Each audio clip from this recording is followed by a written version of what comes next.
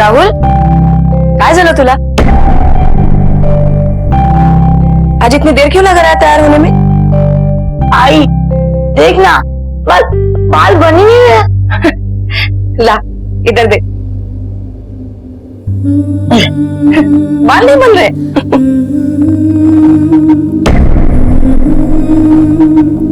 हाँ, होमवर्क सारा अकेला ना, और स्कूल में ज्यादा मस्ती मत करना। हाँ, तुम्हारे काका अगले हफ्ते तक हमें पैसे दे रहे, तो स्कूल टीचर से बात कर लेना। हाँ, कि अगले हफ्ते तक हम स्कूल की फीस भर देंगे। हाँ, देख। हाँ आई साला, तू बिना देखे मेरे बाल कैसे बना लेती है? खरा सांगू, मैं देख सकती हूँ। म्हणजे मन की आंखों से। मन की आंखों से मुझे सब पता चल जाता है। जैसे कि आज मुझे पता था कि तुम्हें हलवा खाने का बहुत मन कर रहा है, तो मैंने आज तुम्हारे टिफिन में हलवा भर दिया। सच? हाँ। चलो चलो, अब लेट हो रहा है। बाय आई। हाँ, और धीरे जाना, दौड़ना नहीं। आई आता काय काय? आई, हाँ तू देख, एक दिन तो जरूर देख पाएगी।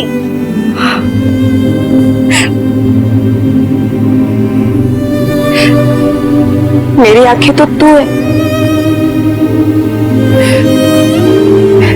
चल चल, अब निकल, लेट हो रहा है स्कूल के लिए। बाय। हाँ हाँ।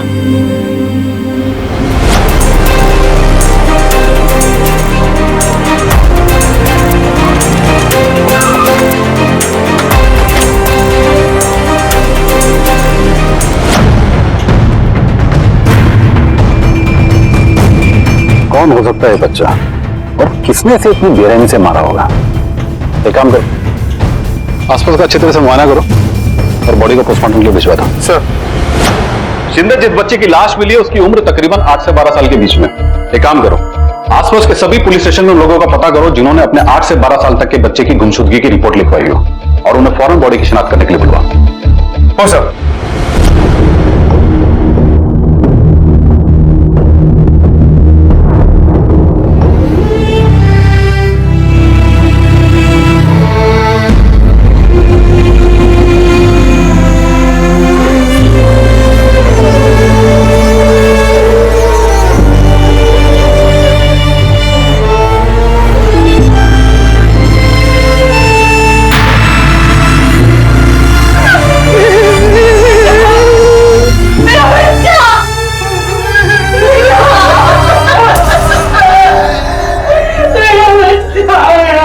बच्चे फूलों की तरह निर्मल और कोमल होते हैं। हम उन्हें पूरी हिफाजत से रखते हैं, उनकी देखभाल में कोई कमी नहीं छोड़ते। अगर उन्हें कोई मामूली सी चोट या खरोच भी आ जाए तो हम बर्दाश्त नहीं कर पाते। आखिर किसी की एक बच्चे के साथ क्या दुश्मनी हो सकती है? इस केस ने दरिंदगी की सारी हदें पार कर दी। एक बच्चे की निर्मम हत्या ने सबको झकझोर कर रख दिया। लेकिन क्या आगे ऐसे कई और बच्चे इस भयानक जुर्म का शिकार बनने वाले हैं? ये केस हमारे बच्चों की सुरक्षा के संगीन मसले पर एक सवालिया निशान है।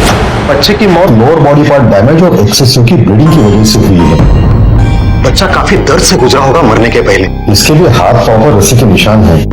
इसका मतलब है हाथ और पांव बांधकर लोअर बॉडी पार्ट को डैमेज किया गया है। और मारने वाले ने जख्म के ऊपर एंटीसेप्टिक सॉल्यूशन भी लगाया है। आपकी किसी से कोई दुश्मन है? सर, गरीबों की किसी से क्या दुश्मनी होगी साहब? मुन्ना को आखिरी बार आप लोगों ने कहां देखा? आज स्कूल गया था, स्कूल की छुट्टी में दोस्तों को दिखाई दिया।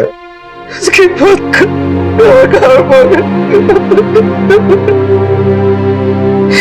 सर, मुन्ना की बॉडी कब तक मिलेंगे? मुन्ना की डीएनए रिपोर्ट मैच होते ही बॉडी आप लोग को दे दी जाएगी। शिंदे सर।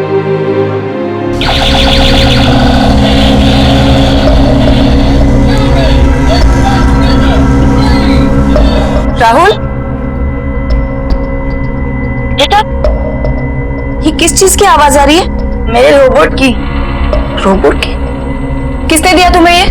मेरी नई दोस्त आंटी ने। नहीं दोस्त आंटी, बैठ यहाँ पे तो। देखा?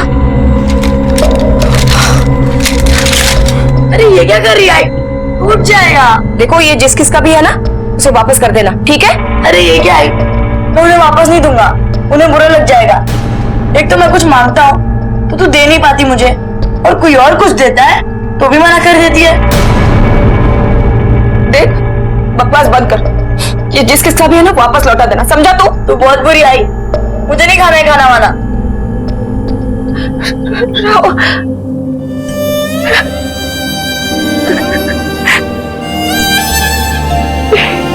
ये क्या आई, तू तो रोने लगी। मैं तो ऐसे ही कह रहा था। अरे नहीं, वो क्या है ना, एक डर सा लगा रहता राहुल। तू ही तो मेरा सहारा है। ये दुनिया ना बहुत बुरी है, बहुत मतलबी, बिना किसी मतलब के कोई किसी को कुछ नहीं देता। देख, तू ये जिस किसका भी है ना उसे वापस लौटा देना, और तुम्हारी ये जो नई दोस्त है उनको कभी घर पे लेके आना, मैं मिल लूंगी तो मुझे भी तसल्ली हो जाएगी। ठीक है आई। चल खाना खा। आई, अरे तू खा।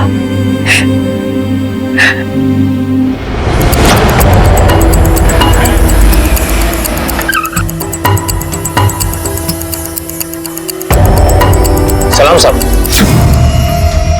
अंकल गोला दो ना। पैसे लाओ।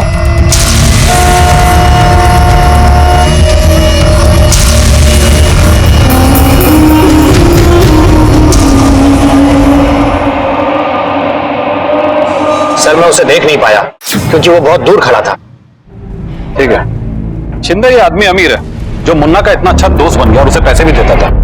अब इसका जवाब तो मुन्ना के घर वालों के पास ही होगा। तो ये भी पता चला है कि बनवारी पिछले 2 साल से काफी कर्जे में था। एक बार तो उसने खुद को और अपने पूरे परिवार को खाने में जहर डाल के मारने की कोशिश की। बहुत बड़ा बवाल हुआ था इस मैटर पे, पूरा मोहल्ला इसके बारे में जानता है। चलो बनवारी के घर चलते हैं। सर, एक बार मारने की कोशिश की थी मैंने। मेरे घर के हालात बहुत खराब थे, पैसा नहीं था, काम नहीं था, ऊपर से कर्जा भी बहुत बढ़ गया था मेरा। लेकिन सब जैसे जिस मेरे पास पैसा है ना, मैंने कर्जा भी फेड़ा और मुन्ना मुन्नी को दोनों को भी स्कूल में भेजा। कुछ नहीं किया सर। वो आदमी कौन था जो मुन्ना को पैसे और खाने की चीजें दिया करता था? सास, हमें लगा कोई भला इंसान है जो इतनी महंगी चॉकलेट और टॉफियां लाता है। हम तो मुन्ना से अपने बहनों के लिए भी लाने के लिए कहते थे साहब। वो हमारे लिए खाने का पार्सल भी लाता था। अच्छा, किसी गाड़ी वाले या किसी ड्राइवर से आप लोगों की कोई दुश्मनी? हम किसी गाड़ी वाले को नहीं जानते साहब। कहीं ऐसा तो नहीं कि उस सफेद गाड़ी वाले ने मुन्ना को किडनैप किया तो फिर उसकी जान ले लिया? आखिर उसकी इन लोगों से क्या दुश्मनी हो सकती है? क्या वाकई मुन्ना के लिए वो एक अजनबी था या मुन्ना उसे पहले से ही जानता था? पता करो। सर, मेरा 11 साल का बेटा बढ़ गया, स्कूल से वापस नहीं आया। आपने स्कूल में पता किया? सर, सब जगह पता करवाया, स्कूल, उसके दोस्त से, रिश्तेदारों से, लेकिन किसी को कुछ नहीं मालूम। किसी पे कोई शक, किसी पे कोई दुश्मनी वगैरह? हाँ, हो सकती है। बंटी के पापा बिल्डर है, सही मेरा बेटा बंटी। बच्चा अमीर घर का होने की वजह से ये केस किडनैपिंग का हो सकता है। इस केस की सारी डिटेल निकालो, घर के सारे फोन टैप करवाओ। हो सकता है किडनैपर रैंसम के लिए फोन करे। हो सर। आपके हस्बैंड कहाँ हैं? सब वो दुबई में है, बता दिया उन्हें, बहुत बिजी रहते हैं, शायद आज है। हम आपके बेटे को ढूंढने की हर मुमकिन कोशिश करेंगे, आप जाइए। तो बड़ा अजीब बात है, बेटा गायब है और वो खुद काम में बिजी। शिंदे, ये केस कहीं मुन्ना के केस से रिलेटेड तो नहीं है? क्योंकि बंटी भी ठीक उसी तरह स्कूल के बाहर से गायब हुआ है। We have to be very careful. Rahul, वो खिलौना तुमने वापस कर दिया ना? हाँ, वो तो कब का वापस कर दिया। ये आवाज किसकी है? वो बाहर किसी बस की आवाज होगी आई। हाँ, बहुत अच्छा किया तुमने खिलौना वापस कर दिया। और उस आंटी से भी कह दिया कि मुझसे वापस ना मिले, और वो कहने लगी कि वो तुझसे मिलने आएगी। ठीक है, शाबाश।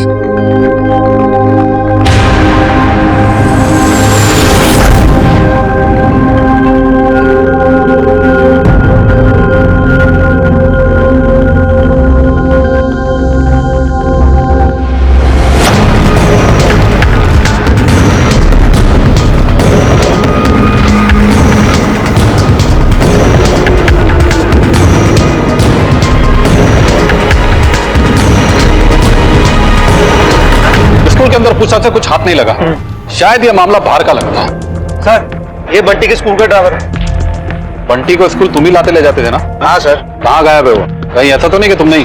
नहीं साहब, बंटी तो छुट्टी होने पर अक्सर देरी से स्कूल बस में आता था और वो एक आंटी से मिला करता था। वो आंटी उसको रोजाना गिफ्ट दिया करती थी। अच्छा, जिस दिन बंटी गायब हुआ उस दिन तुमने आखिरी बार उसे कहाँ ड्रॉप किया था? सर सुबह में तो वो स्कूल में आया था और शाम में जाते वक्त तो बस में नहीं था। ठीक है, चलो। ठीक है सर। कोई खबर मिली बंटी की? बंटी की तो खबर नहीं मिली, मगर एक आंटी की खबर जरूर मिली है, जो बंटी से छुट्टी के बाद स्कूल में मिलने रोजाना जाया करती थी। आप ऐसी किसी आंटी को जानती हैं? आंटी? ऐसी कोई आंटी नहीं है। ऐसी एक आंटी है जो बंटी से मिलने रोजाना स्कूल जाया करती थी और उसे गिफ्ट भी दिया करती थी। गिफ्ट? हाँ, आजकल बंटी स्कूल से काफी गिफ्ट लाता था और कहता था कि उसके किसी दोस्त ने उसे गिफ्ट दिया है। मैंने उसको समझाया कि दोस्तों से गिफ्ट मत ले, क्योंकि हमें किसी चीज की कमी नहीं है। क्या मैं वो गिफ्ट देख सकता हूँ? हाँ, अभी लेके आती हूँ।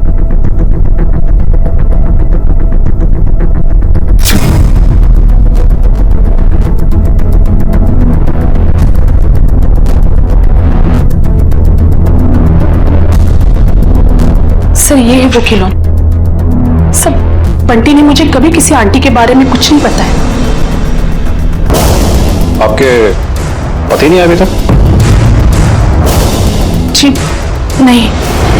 हम अपने बच्चों को बड़ी उम्मीदों के साथ इस दुनिया में लाते हैं, जी जान से उनकी परवरिश करते हैं, पर क्या हम अपने बच्चों को अच्छी तरह से जानते हैं?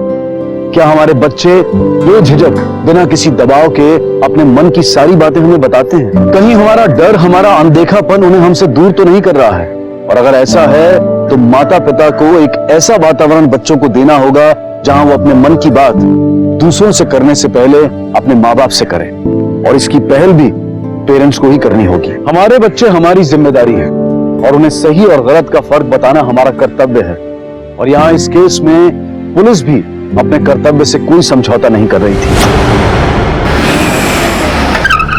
शिंदे, मुन्ना के केस में एक अंकल और बंटी के केस में आंटी, दोनों का मोडस ऑपरेंडी भी एक जैसे ही है, बच्चों को गिफ्ट और पैसे देकर उनसे दोस्ती करना।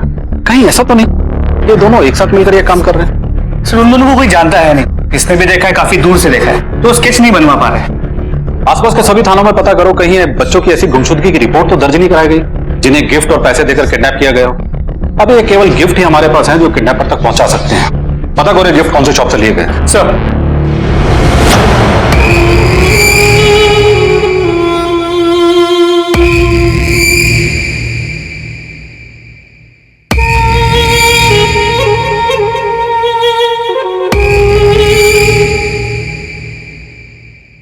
आंटी, गाड़ी बहुत अच्छी है। सर, मुन्ना और बंटी के केसेस की इन्वेस्टिगेशन रिपोर्ट। मुन्ना की लाश मिले 1 हफ्ता गुजर चुका है और लाश मिलने के तकरीबन 8 दिन पहले ही वो किडनैप भी हुआ था। सर, बंटी को गायब हुए भी 1 हफ्ता हो गया। अगर ये वही गैंग है, बंटी की जान भी खतरे में है। हमें अलर्ट रहना होगा। काम करो, तुम आसपास के सभी स्कूलों में अलर्ट इशू करवा दो कि वहां के बच्चे और लोग इस तरह के किसी भी अंकल और आंटी से सतर्क रहे। कोई भी संदिग्ध व्यक्ति दिखे तो तुरंत पुलिस को इन्फॉर्म करें और सभी पुलिस स्टेशन में इस केस की इंफॉर्मेशन दो। सब इलाकों में गश्त बढ़ा दो। ये अंकल और आंटी किसी भी हालत में गिरफ्तार होने चाहिए। हाँ सर। शिंदे साहब, अब ये कॉन्ट्रैक्ट तो किसी भी तरीके से हमें मिलना ही चाहिए। क्या कहते हैं आप? भाई, इसमें आपका भी फायदा है और हमारा भी फायदा है। सुनिए मैं क्या बोल रही हूँ। कब से देख रहे आप फोन पे लगे पड़े। हमारा बंटी खो गया आपको, लेकिन कुछ चिंता ही नहीं है। जब से आए तब से फोन पे लगे पड़े। कुछ तो कीजिए। शिंदे साहब, मैं 5 मिनट में कॉल बैक करता हूँ। अरे वो बात में बस मुझे अपनी किसी भी चीज में उलझाने की कोशिश मत करो तुम, समझी तुम? ऐसे कैसे नहीं उलझने? अरे हमारा बेटा है वो। एक बच्चे की निर्मम हत्या और दूसरे बच्चे की गुमशुदगी ने पुलिस की नींदें उड़ा दी थी। किसी ने कातिल को देखा नहीं था और ना ही कातिल का कोई सुराग पुलिस को मिल पाया था। पुलिस को यह केस जल्द से जल्द सुलझाना था, क्योंकि उन्हें डर था कि कातिल के निशाने पर अगला कोई और भी हो सकता है। इस केस को 1 हफ्ता बीत चुका था, लेकिन कातिल अब भी खुलेआम घूम रहा था। किसी को नहीं पता था कि बंटी कहां है। साहब, मेरा बेटा राहुल कल नाले पार्क से गायब हुआ है। अभी तक घर वापस नहीं लौटा। आपके पास आपके बेटे राहुल के फोटोग्राफ है?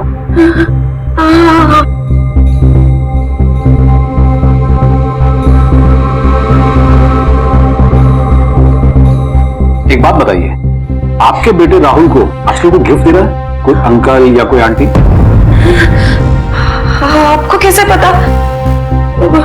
राहुल कह रहा था कि कोई आंटी उसकी नई नई दोस्त बनी है और उसे गिफ्ट्स देती है, लेकिन मैंने डांटा राहुल को और वो सारे गिफ्ट्स वापस भिजवा दिए। हेलो, क्या? ठीक है, आप रिपोर्ट लिखवा दीजिए। हम जल्द से जल्द आपके बच्चे को ढूंढने की कोशिश करेंगे। शिंदे, चलो, नाले के पास एक और बच्चे की लाश मिली है।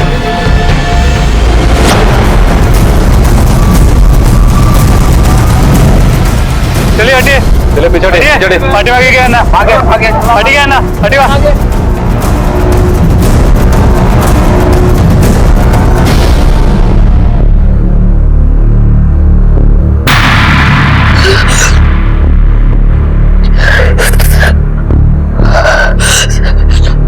नहीं सर, ये मेरा बच्चा नहीं है।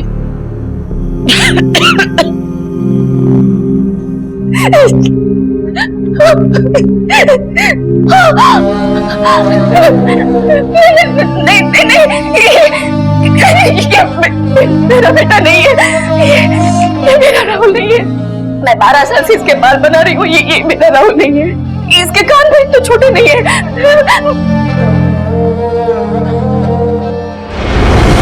ये केस दिन ब दिन उलझनों से घिरने लगा था। मुन्ना का अपहरण और हत्या और एक और बच्चे की उसी तरह से की गई हत्या, इन दोनों की लाशों ने यह जाहिर कर दिया था कि उन्हें मारने से पहले कठोर दर्द और यातनाएं दी गई थी। कौन था ये दूसरा बच्चा? ऊपर से राहुल और बंटी के अपहरण की गुत्थी। आखिर कातिल का मकसद क्या था बच्चों का अपहरण करके ऐसी मौत देने के पीछे? क्या बंटी और राहुल जिंदा हैं, या वो भी इसी अंजाम तक पहुंचने वाले हैं, या फिर पहुंचा दिए गए हैं?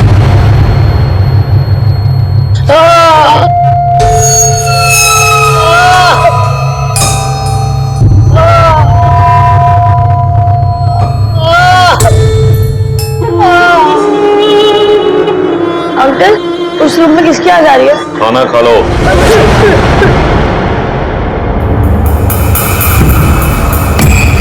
आंटी, आंटी मुझे यहाँ से जाना है। आंटी मुझे घर जाना है। आंटी, इंस्पेक्टर, बच्चे की मौत इन्फेक्शन की वजह से ही हुई है। जख्म के अंदर एंटीसेप्टिक सॉल्यूशन की पट्टियां भिगो कर डाली गई थी, जिससे जख्म सड़ने लगा और कुछ ही दिनों में बच्चे की मौत हो गई, शायद 4 या 5 दिन। मतलब ये बच्चा पूरे 4-5 दिन दर्द से तड़प रहा होगा। कोई भला इस तरीके से इन बच्चों को क्यों मार रहा है? अगर ये प्रोस्टिट्यूशन या सेक्स रैकेट भी होता तो लोअर बॉडी पार्ट को क्यों डैमेज करते? सेक्सुअल वायलेंस भी क्या नजर नहीं आया? हाँ, बड़ा ही अमेचूरिस काम है।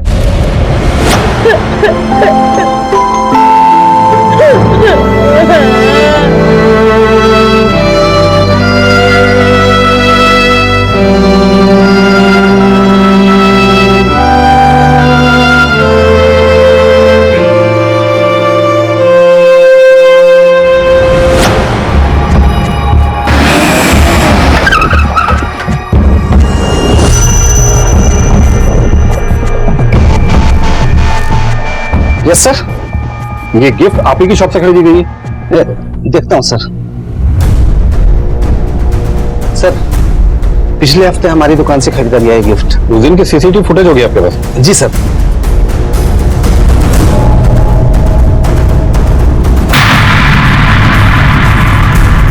इस फोटो का साइबर सेल भेजो और पता करो कि ये फोटो एनलार्ज हो सकती है। सर एक मिनट।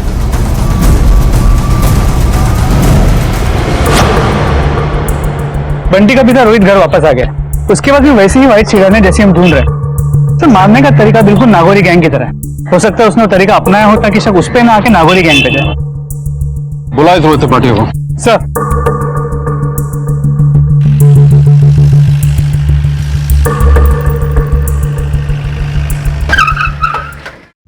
हमने तेरी पूरी जन्म कुंडली निकाली हुई और पता चला है कि तू कभी बंटी के स्कूल गया और ना ही कभी उसके टीचर से मिला। तेरी बिल्डिंग वालों ने बताया कि तू उसे अक्सर मारा पीटा करता था। बंटी के फ्रेंड ने बताया कि तूने कभी उसका बर्थडे नहीं मनाया। अपनी गाड़ी होने के बावजूद भी तू कभी उसे घुमाने नहीं गया, स्कूल छोड़ने नहीं गया, और उसके गुमशुदा होने पर अब तेरे चेहरे पर जरा भी परेशानी नजर नहीं आ रही। अब बता। देखिए इंस्पेक्टर साहब, ऐसा कुछ भी नहीं। इनफैक्ट आप कुछ ज्यादा ही सोच रहे हैं। चल अपनी सोच बता। इंस्पेक्टर साहब, मैं एक बिल्डर हूँ और मेरी कई साइट्स हैं। इनफैक्ट कुछ साइट तो उस स्कूल के पास है जहाँ बंटी पढ़ता है, लेकिन मैं कभी उससे मिलने नहीं गया क्योंकि मुझे लगता है कि बंटी मेरी औलाद ही नहीं है।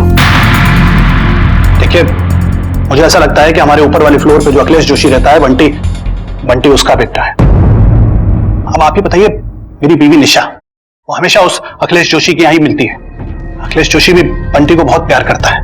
इनफैक्ट अब तो बंटी की शक्ल भी मुझे उस अखिलेश जोशी से मिलती हुई नजर आने लगी है। तो तुमने कभी बंटी का डीएनए टेस्ट नहीं करवाया? जी नहीं। देखिए इंस्पेक्टर साहब, बात सिर्फ इतनी सी है कि मैं बंटी को पसंद नहीं करता, बाकी मैंने कुछ नहीं किया।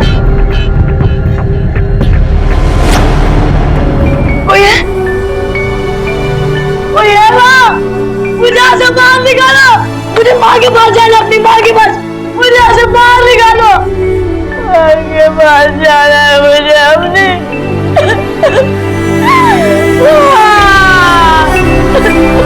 सर, सीसीटीवी में जो औरत नजर आई थी उसके फोटो को हमने एनलार्ज कर लिया है, लेकिन वो फोटो की क्वालिटी कुछ खास अच्छी नहीं है, इसके लिए चेहरा क्लियर नजर नहीं आ रहा।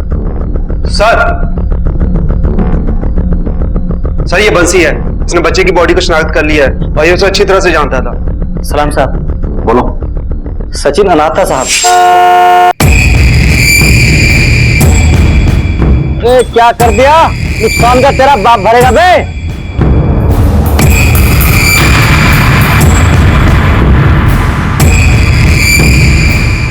तो ये लो अपने 50 रुपए और मस्त वाली अदरक की चाय बनाओ मेरे अंकल के लिए। अबे कौन से अंकल पैदा हो गए तेरे? अरे अपने वही टॉप वाले कस्टमर हैं।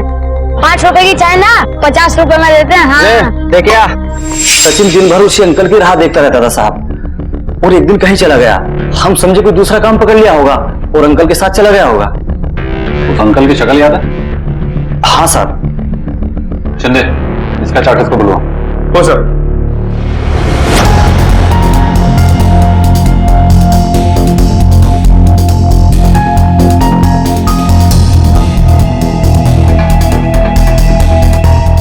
हाँ साहब, ये वही अंकल है। शिंदे, इस अंकल के बारे में सभी पुलिस स्टेशन पे पता करो, कहीं कोई रिकॉर्ड तो नहीं है, और यहाँ के लोकल पेपर में भी इसकी फोटो पब्लिश करो। ये आदमी हमें जल्द से जल्द चाहिए। हो सर।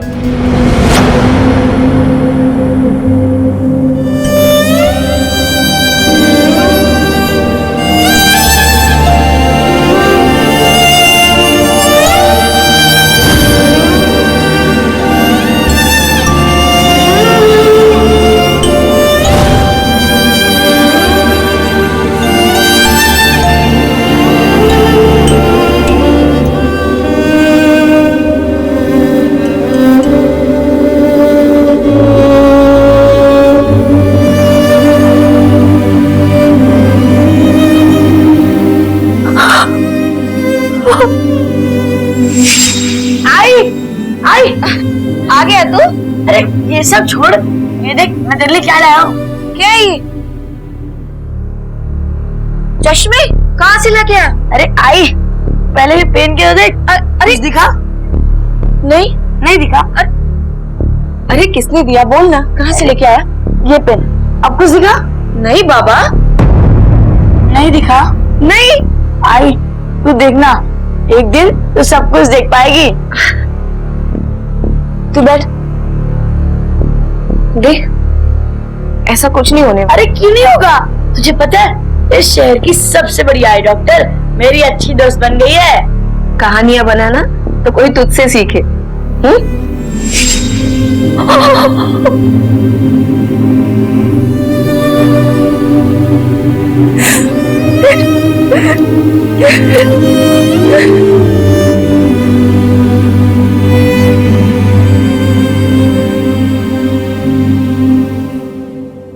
ये चश्मे उस आंटी ने दिए मेरे राहुल को, मेरी आंखों के लिए। राहुल कह रहा था कि वो आंटी आंखों की बहुत बड़ी डॉक्टर है। फिर उस आंटी ने राहुल को खिलौनों के साथ साथ इनकी आंखें ठीक करने की भी आस दे रखी। बहुत चालाक है आंटी। इस अंकल आंटी की जोड़ी ने बच्चों की मजबूरियों के साथ साथ उनकी जरूरतों को भी ढाल बना रखा है। शिंदे, अभी हम किसी भी बात को इग्नोर नहीं कर सकते हैं। एक काम करो, इस शहर के जितने भी लेडी आई डॉक्टर्स हैं उनका डेटा निकालो और उस गिफ्ट शॉप वाली सीसीटीवी फोटो से मैच करो। हो सकता है कुछ ना कुछ तो जरूर मिलेगा। हो सर।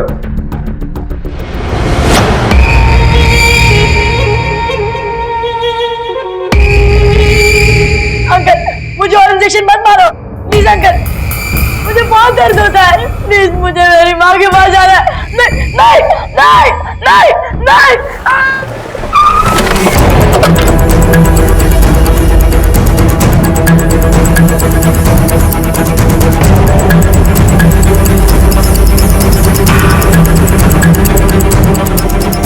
एक और बच्चे की लाश, ये भी 8 से 10 साल के बीच लगता है। सर लगता है इसे मार के बोरे में डाला है। और सर ये टायर मार्क्स, लगता है किसी ने गाड़ी में ला के बोरा यहाँ फेंक दिया। मारने का तरीका बिल्कुल वही है। बॉडी को पोस्टमार्टम के लिए भिजवाता हूँ और गुमशुदा बच्चों के माँ बाप को शनाख्त के लिए बुलाओ। सर देख नहीं सकती लेकिन महसूस तो कर सकती हूँ ना। यहाँ पे जब आती हूँ तो मेरा कलेजा मुंह में आता है। हाँ, किसी भी माँ के लिए इससे कठिन पल और क्या हो सकता है।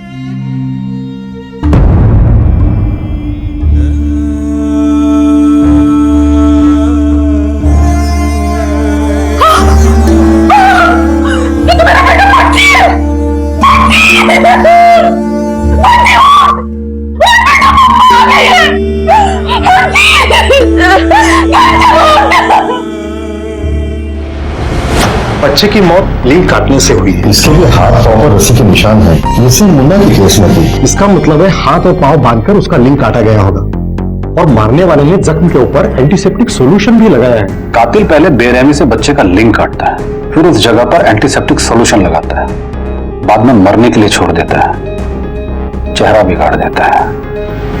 पहले मुन्ना फिर सचिन और अब बंटी कातिल का शिकार बन चुके थे। मुन्ना और सचिन के केस में किसी अंकल का हाथ दिखाई दे रहा था और वहीं दूसरी तरफ राहुल और बंटी के केस में किसी आंटी के होने की आशंका नजर आ रही थी। लेकिन इतना तो साफ था कि ये औरत और आदमी साथ मिलकर काम कर रहे थे। पुलिस के पास आंटी की सीसीटीवी फुटेज और अंकल का स्केच तो था, मगर कोई ठोस कामयाबी हाथ नहीं लग रही थी। पुलिस कातिल या कातिलों का मकसद जानने के लिए दिन रात एक कर रही थी।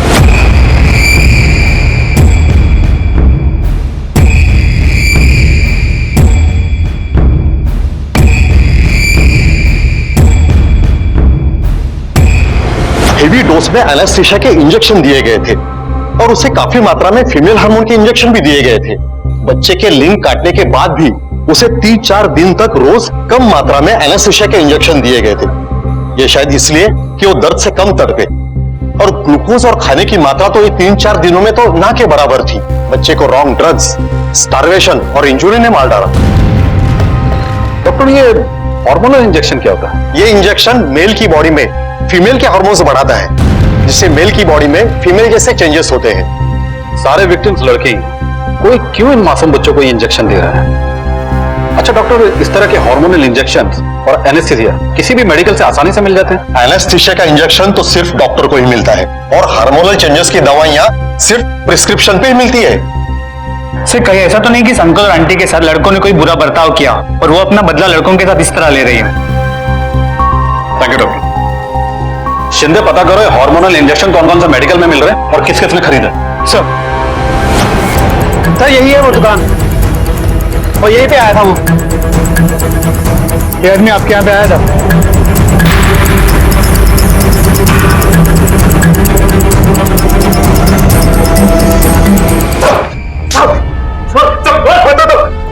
शिंदे, सब बता दो सब।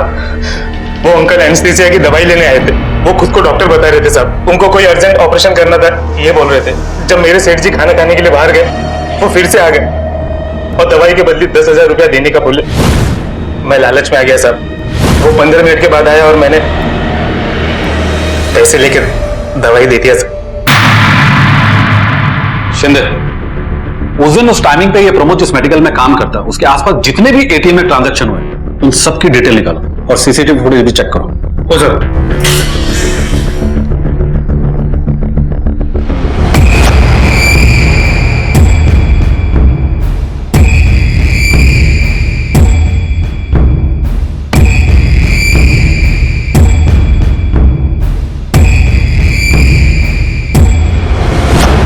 मेडिकल शॉप के आसपास 3 एटीएम्स और उस वक्त तीनों एटीएम्स में मिला के कुल 25 एंट्रीज हुई थी।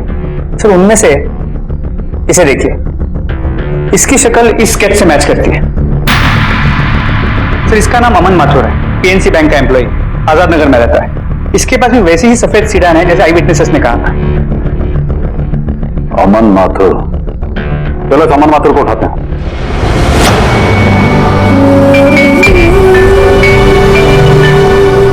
मैंने आपकी सारी बातें मान ली। अब तो मम्मी को वो चश्मा दे दीजिए जिससे उन्हें सब कुछ दिखने लगे।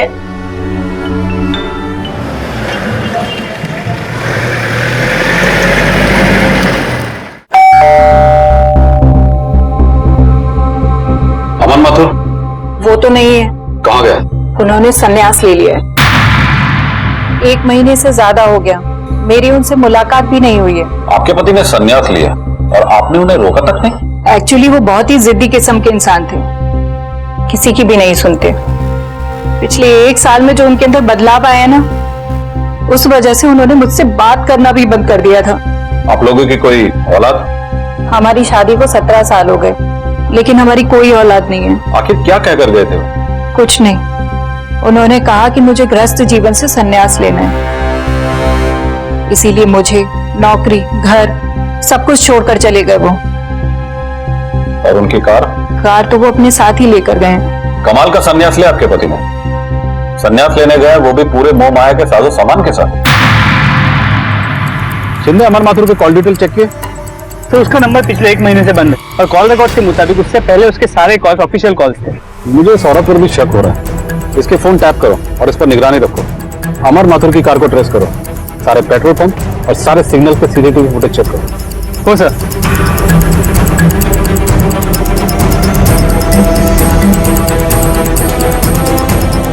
जी मैं अमन माथुर की जगह पर ही पोस्ट हुआ। सुनने में आया है कि वो बहुत ही अच्छे मैनेजर थे।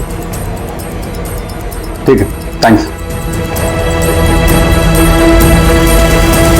सर इनके पास अमन को लेकर कोई इन्फॉर्मेशन है।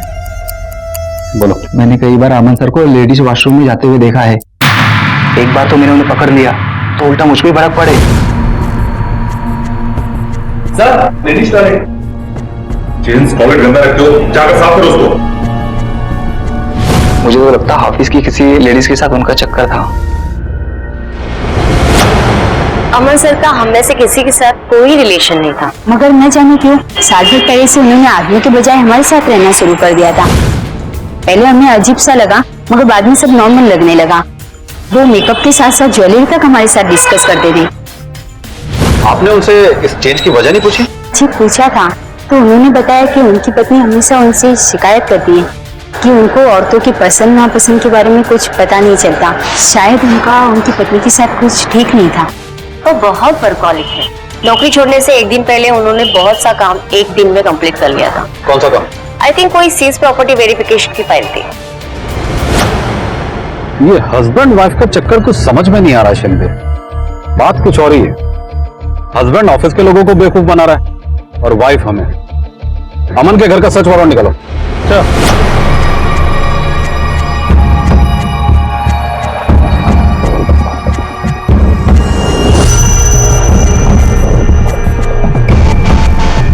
Thank you uncle. कैसा लग रहा है बेटा? चल लगा। अंकल हम कहाँ जा रहे हैं? बेटा हम वहीं जा रहे हैं जहां तुम्हें बहुत मजा आएगा, और वहां ना तुम्हें एक नई मम्मी भी मिलेगी।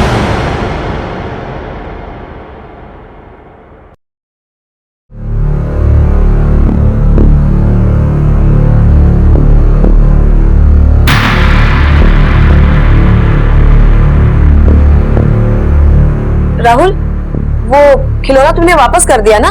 हाँ वो तो कब का वापस कर दिया।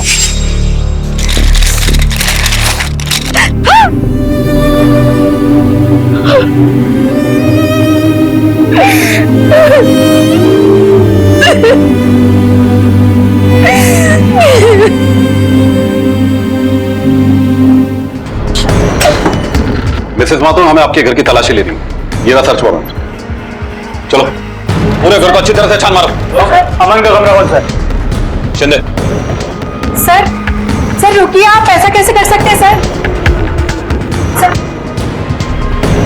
चाबी दीजिए। सर इसकी चाबी मेरे पास नहीं है, इसकी चाबी उन्हीं के पास रहती है। वो इसे हमेशा लॉक रखते हैं सर। तोड़ो।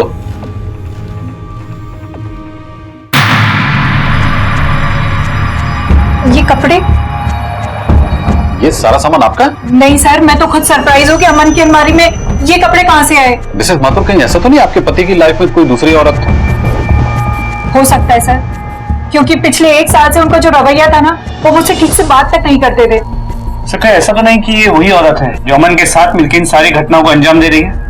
देखिए मिसेस माथुर, जो कुछ भी है सच सच बता दीजिए, मामला बहुत ही गंभीर है। सर मेरे पति शायद तंत्र मंत्र की विद्याएं सीख रहे थे। वो इस कमरे को घंटों बंद रखते थे। कमरे के बाहर चीखने चिल्लाने की आवाजें आती थी सर, नाचने गाने की आवाजें आती थी। कभी कभी तो ऐसा लगता था कि वो खुद से बात कर रहे हैं या फिर देवी माता से बातें कर रहे हैं। जब उनका कमरा खोलकर देखती थी तो सिंदूर फैला मिलता था सर। कहीं ऐसा तो नहीं संतान प्राप्ति के लिए आपके पति इन बच्चों की बलि दे? नहीं नहीं सर, कैसी बातें कर रहे हैं आप। वो तो बच्चों से बहुत प्यार करते थे। हालांकि हमारी कोई औलाद नहीं थी, लेकिन ऐसा कभी भी नहीं हो सकता कि वो बच्चों की बलि दें। सर सीज प्रॉपर्टी के डॉक्यूमेंट्स। इन प्रॉपर्टीज को अच्छी तरह से चेक करो। हेलो सर, मैंने माथुर की गाड़ी को बड़कल नाका की तरफ जाते हुए देखा है। क्या? गुड, हम लोग अभी पहुंचते हैं। चंदे चलो।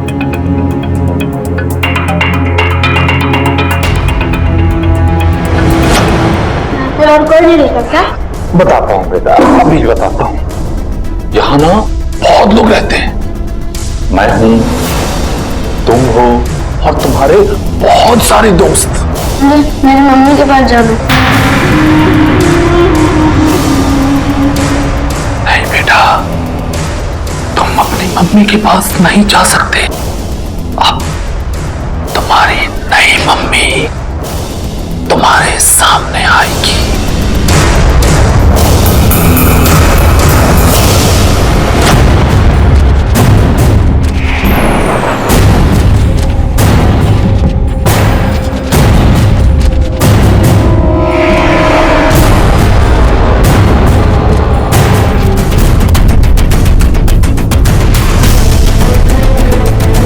ये तो वही कार है सर।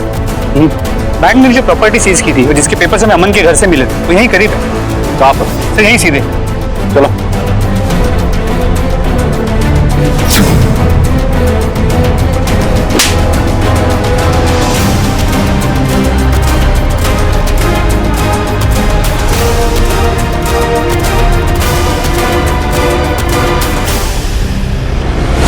क्यों किया ये सब तूने? मैंने पूछा क्यों किया ये सब तूने? बोल।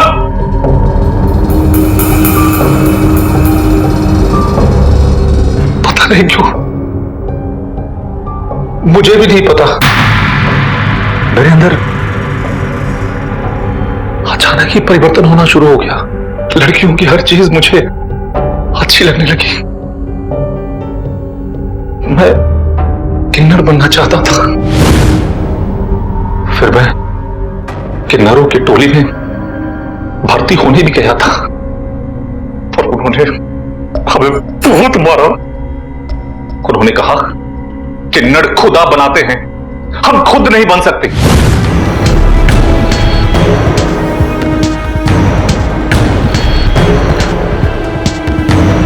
मैंने सोचा अपना ग्रुप खुद ही बनाते हैं, पर मर्द मेरे झांसे में नहीं आए। फिर मैंने बच्चों को, लड़कों को अपना शिकार बनाया। उन्हें अच्छा खाना, अच्छे खिलौने और पैसों का लालच देता तो बहुत ही आसानी से मेरे साथ आने को तैयार हो जाते हैं। फिर मैंने सोचा उन लड़कों का लिंग काटकर उन्हें किन्नर बना दो, लेकिन मैं कामयाब नहीं हुआ। फिर उन्हें लड़की जैसा बनाने के लिए इंजेक्शंस भी दिए।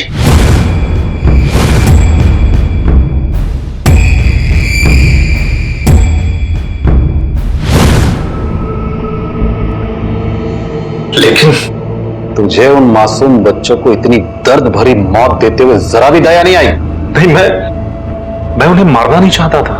मैं उन्हें सखी बनाना चाहता था, ताकि मैं उन्हें नई जिंदगी दे सकूं और मैं उनके साथ नई जिंदगी बिता सकूं। तेरे इस बेतुके जुनून ने कई मासूमों की जान ली है। तेरे इस जुर्म के लिए मौत की सजा भी बहुत कम है। तुम्हारी डीएनए रिपोर्ट आ गई रोहित। बंटी तुम्हारा बेटा है। काश तुमने बंटी को अपने बेटे जैसा प्यार दिया होता तो उसे बाहर के लोगों से प्यार ढूंढना नहीं पड़ता।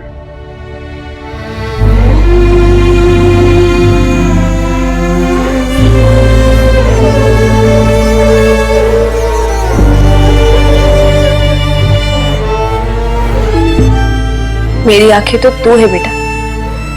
कहां चला गया था अपनी मां को छोड़कर?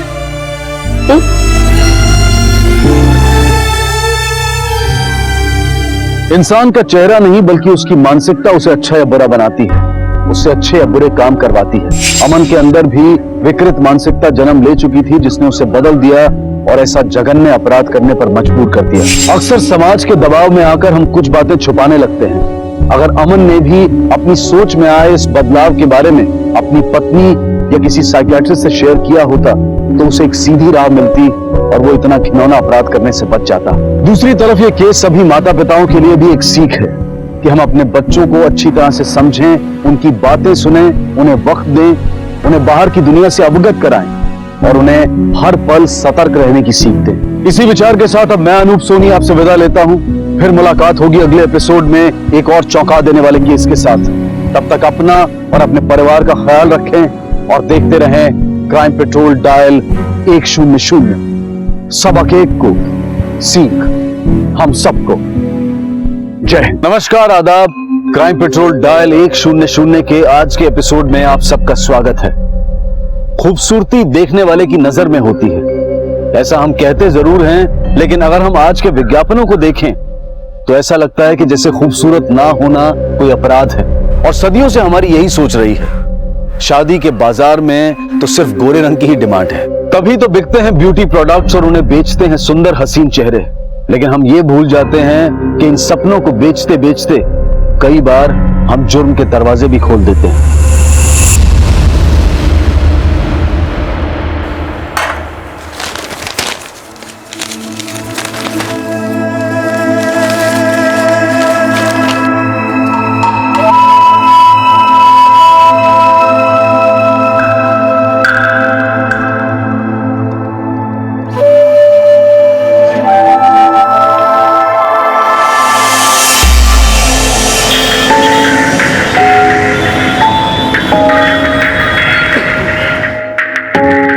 Good morning. इंटरव्यू है आज।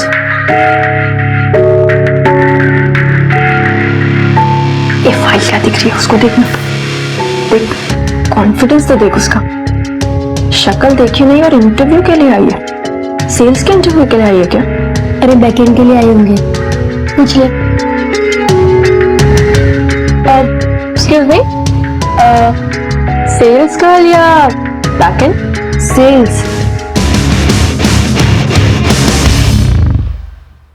वो क्या है ना, अभी तक अपनी जिंदगी बैकेट में जीती आई हूँ, पर अब सोचा कि सामने से भी दुनिया देख लूं। बहुत अच्छी सोच है आपकी। अरे हाँ हाँ हाँ जी, ठीक है ना। अरे सुनिए, मैं आपको बाद में फोन करता हूँ और फिर डिटेल में बात कर लेते हैं, ठीक है ना? कैसा रहा इंटरव्यू?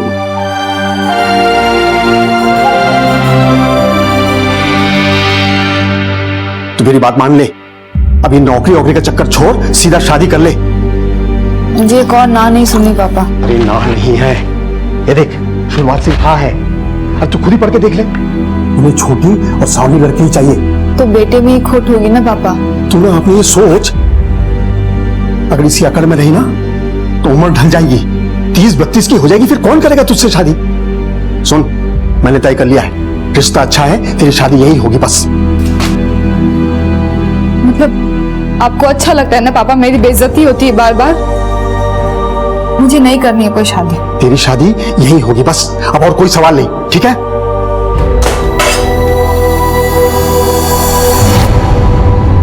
बुलबुल के लिए एक रिश्ता आया था जहां उसकी हर कमी को स्वीकारा गया था।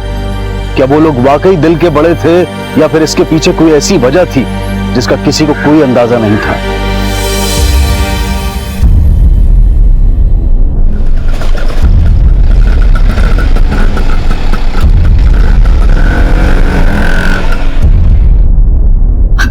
सब अरे मैडम सुनिए ना, वो बुलबुल नहीं मिल रही, रिपोर्ट लिखानी है मुझे। 2 मिनट रुकिए। नहीं मैं रुक नहीं सकती हूँ, कुछ भी क्यों मैडम। अरे सर वो बुलबुल नहीं मिल रही है। कौन बुलबुल? क्या हुआ क्या? मेरी बहू, ये फोटो उसकी। अच्छा आप 1 मिनट बैठिए, शांति से बात। शांति से बैठूंगी तो बेटा कुछ कर लेगा। बहू के चले जाने के बाद वो पागल हो गया है सर। चलिए जल्दी। बुलबुल को आखिरी बार कब देखा था आपने? कल रात को 10:30 बजे। वो बाहर जा रही थी घर से। बहू कहाँ जा रही है तू अभी? माँ जी सर थोड़ा भारी भारी लग रहा है, टहल कर आती हूँ। तबीयत ठीक है ना तेरी? हाँ माँ जी। ठीक है जा। और सुन, ज्यादा दूर मत जाना और जल्दी वापस आ जा। हाँ? जी माँ जी। उसके बाद में जाके सो गई थी। कब आग लगी पता नहीं चला। सुबह उठ के देखा तो बुलबुल बुलबुल उठ गई बेटा। चल जरा चाय रख दे मेरे लिए। बुलबुल बुलबुल उठ ही नहीं लगता है अभी तक। बुलबुल शरद शरद उठ। हाँ हुआ माँ, दोनों दो में। अरे उठ ना जल्दी, उठ ना। बुलबुल कहाँ है? यहाँ तो नहीं आई रात में। आपकी बहू रात भर घर नहीं आई और आपका बेटा आराम से सोता रहा। वो बुलबुल कई बार देर रात तक मेरे कमरे में रुकती थी, पैर दबाती थी मेरे। कभी कभी तो मेरे कमरे में ही सो जाती थी। शरद को लगा होगा कि शायद वो मेरे कमरे में सोई है। साली जी प्लीज पानी पीजिए, प्लीज पानी पीजिए। जाइए, आप मुझे मर जाने देते ना। क्यों बचाया आपने? मैं नहीं रह सकता। सोचिए, मैं जी नहीं सकता हूँ उसकी। बुलबुल जी आ जाएंगे। स्वीटी जी प्लीज समझाइए ना। देखिए आप इतनी बड़े होकर बच्चों जैसी हरकत कर रहे हैं, कुछ नहीं हुआ है। बुलबुल जी कहीं गई होंगी, आ जाएंगी। प्लीज पानी पीजिए प्लीज। हाँ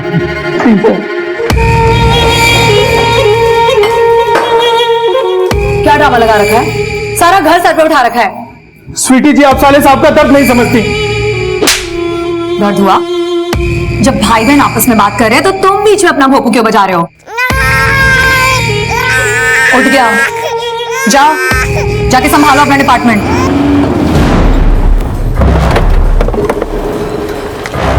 आइए।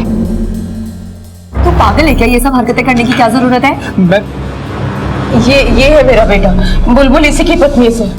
सर मैं आपसे हाथ जोड़कर रिक्वेस्ट करता हूँ, आप प्लीज जल्दी से जल्दी मेरी बेबी को ढूंढ दीजिए। मैं उसकी तरह नहीं रह सकता हूँ सर।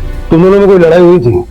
लड़ाई नहीं सर, कभी लड़ाई नहीं हुई। वो बहुत अच्छी है। बुलबुल का कमरा दिखाइए। जी आइए। मैंने कभी इस तरह से गई हूँ? कभी नहीं गई सर मैं उसको मायके नहीं जाने देता हूँ, वापस बुला लेता हूँ। पुलिस अंकल, बाबा जी को पकड़ने आए हो?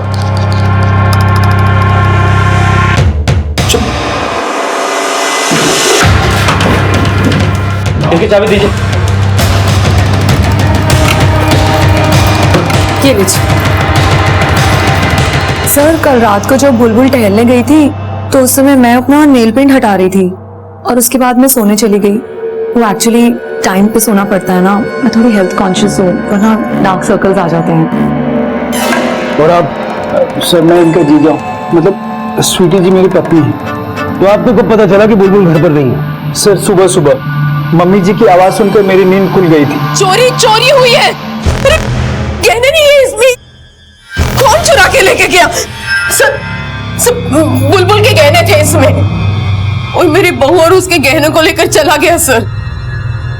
ऐसा भी तो हो सकता है कि बुलबुल खुद अपने गहने लेकर गई। नहीं सर, बुलबुल ऐसा नहीं कर सकती। मैं अच्छी तरह से जानती हूँ अपनी बहू को। और कुछ गायब हुआ है? मेरा मतलब है बुलबुल के कपड़े या बैग या कोई और सामान? नहीं सर, बाकी सब तो है, सिर्फ गहने नहीं है। उसका किसी से कोई झगड़ा या कोई अनबन थी? शादी से पहले उसका किसी से कोई अफेयर रहा हो? सर ये कैसी बातें कर रहे हैं आप? मैंने आपसे कहा ना, हम दोनों एक दूसरे से बहुत प्यार करते थे। किसी से अफेयर नहीं है उसका कोई। आपने अपनी बहू के माँ बाप को इन्फॉर्म किया? नहीं, मैं इतना घबरा गई थी कि याद नहीं रहा कि फोन करूं। कहीं वो अपने मायके तो नहीं चली गई? मैं फोन करके नहीं, अब आप फोन मत कीजिए, चोरी का मामला है। अगर वो अपने मायके गई है तो हमें उसे अलर्ट नहीं करना है।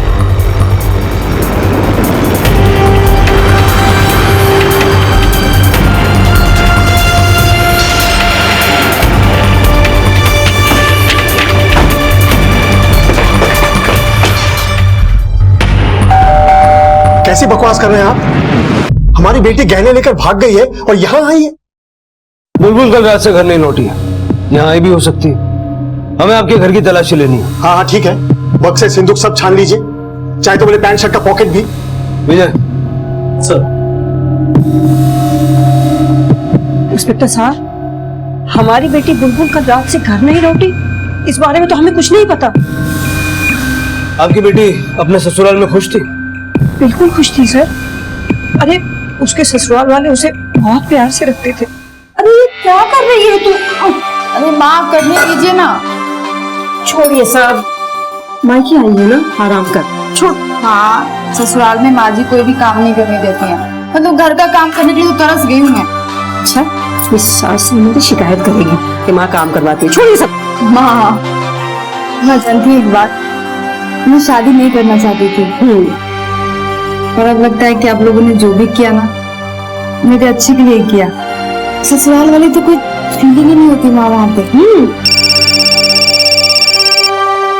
आ गया फोन दामाद जी का, जा। दामाद जी का फोन आता था तो मेरी बेटी का चेहरा खिल उठता था, खुश हो जाती थी वो। इंस्पेक्टर साहब, हम तो बिल्कुल उम्मीद ही छोड़ चुके थे कि कभी हम अपनी बेटी के लिए कोई अच्छा रिश्ता ढूंढ पाएंगे, लेकिन किस्मत देखिए कि उसे बहुत अच्छा रिश्ता मिला, बहुत अच्छा ससुराल मिला। ऐसी क्या वजह थी कि आपकी बेटी का रिश्ता ही नहीं हो पा रहा था? मेरी बेटी कद में थोड़ी छोटी है, उसका रंग भी सांवला है, देखने में बस ठीक ठाक है। सर, बुलबुल घर पे नहीं है और गहने भी नहीं मिले। हो गई तसल्ली? जाइए उसके ससुराल वाले से फिर से पूछताछ कीजिए कि उन्होंने तो गड़बड़ नहीं की, उन्होंने इख्तियार दिया था ऐसे सावली लड़की के लिए। किसको पता था मन में ऐसी खोट होगी? किसके मन में क्या खोट है ये तो हम पता कर लेंगे। विक्की, सीरियल देख के ना तुम लोग का दिमाग खराब हो गया। चलो सो जाओ। स्वीटी जी देखी ना, बच्चे मनमानी कर रहे हैं, मेरी सुन ही नहीं रहे। लगता है बच्चे भी तुम्हारी औकात समझ गए। स्वीटी जी, आप ना हमेशा मुझे ऐसे ही जलील करती हैं। और तुम जो मुझे रोज जलील करते हो उसका क्या? कोई काम धाम तो तुम्हें है नहीं, सारा दिन मेरी माँ और भाई के पीछे भागते हो, और उनके नहीं तो मेरे पीछे भागते हो। चुप हो जाओ, तुम बनाओ, तो जाओ। ये सारे पेपर्स कोर्ट में सबमिट कर दो। Okay sir. सर, बुलबुल के कॉल रिकॉर्ड्स आ गए हैं। उसका फोन रात 11:30 बजे स्विच ऑफ हो गया था, गाजीपुर पार्क में। गाजीपुर? इतनी रात को इतनी सुनसान जगह क्या करने गई थी? चलो लोकेशन पे जाके देखते हैं।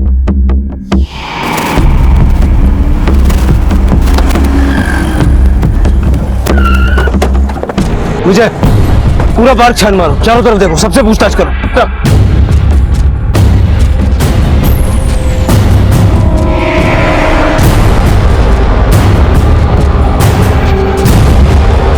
सर, यहां कुछ है, यहां आइए। सर ये देखिए।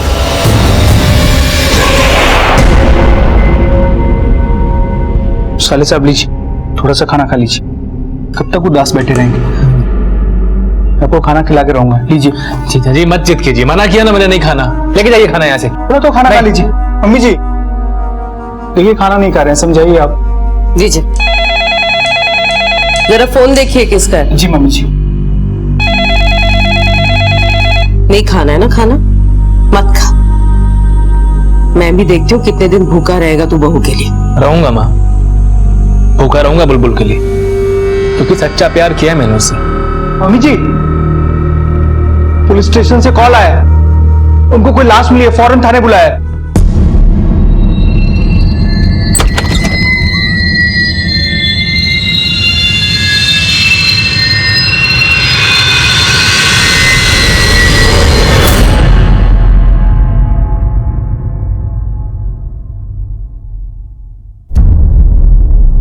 आप जानते हैं उस लड़की को?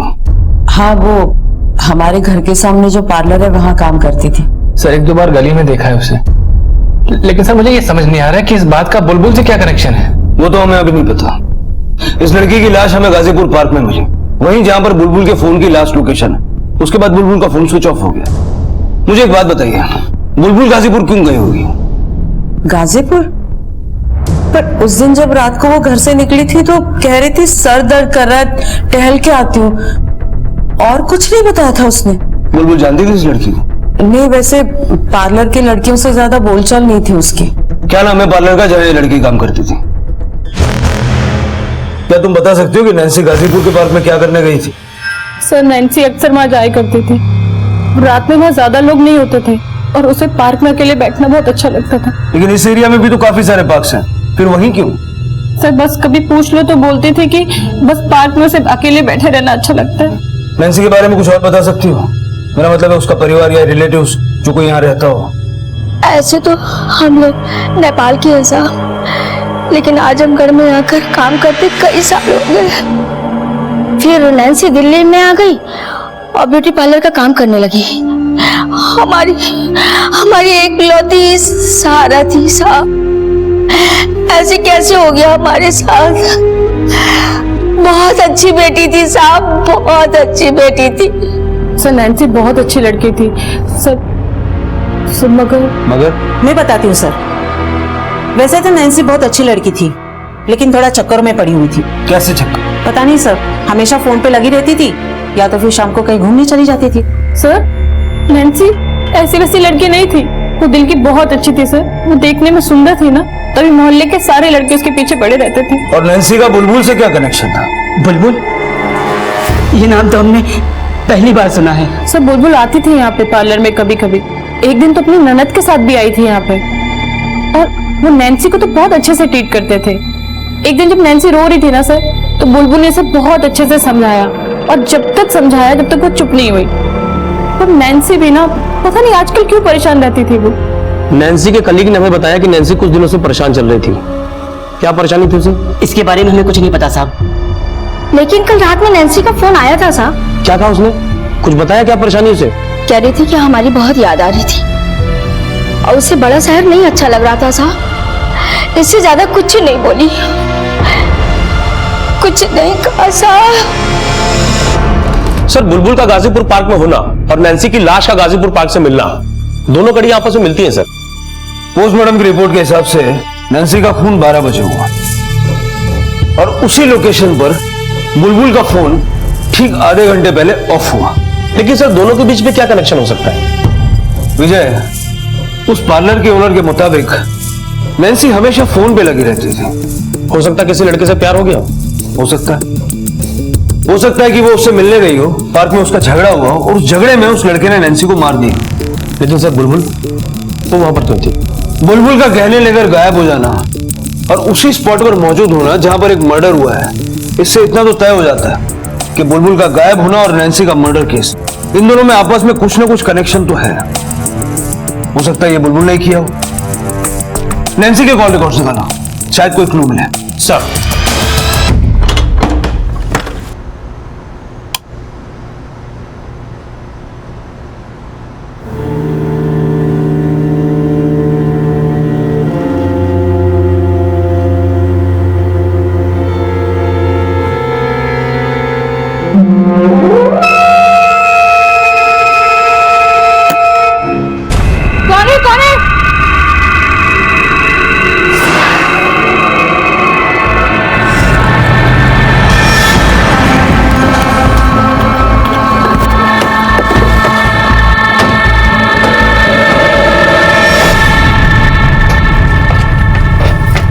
पता नहीं सर वो कौन था, अंदर रूम में कैसे आया?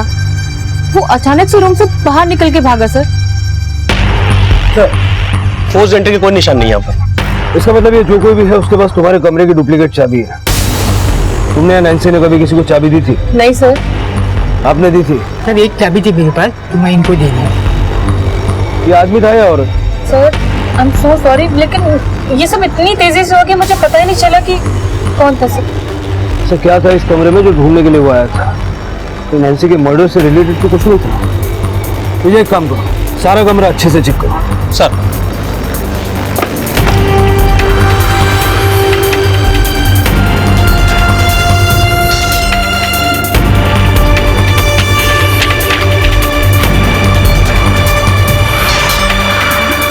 सर यहाँ तो कुछ भी नहीं मिला। फिर आखिरकार वो आया था क्या करने के लिए? और ये था कौन? बुलबुल या फिर ऐसा कोई जो अब तक हमारे रडार से छूट गया?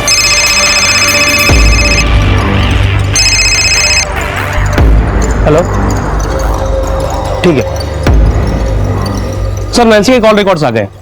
वो किसी एक नंबर से लगातार टच में थी, किसी पुष्कर देसाई के नंबर रजिस्टर्ड है। ये कौन? सर हमारी टीम ने वो भी पता किया है कि बुलबुल का जेठ है।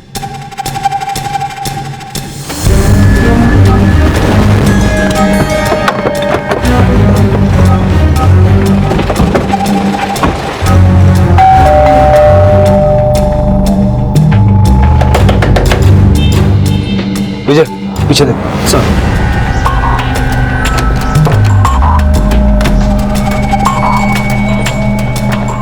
सर पीछे तो लॉक है। इनकी बहू मिसिंग है और इन्हें कुछ पड़ी नहीं है। पूरा परिवार घर लॉक करके बाहर है। कहाँ गए ये लोग? आप पता नहीं सर, कुछ इमरजेंसी आ गई थी शायद हॉस्पिटल गए।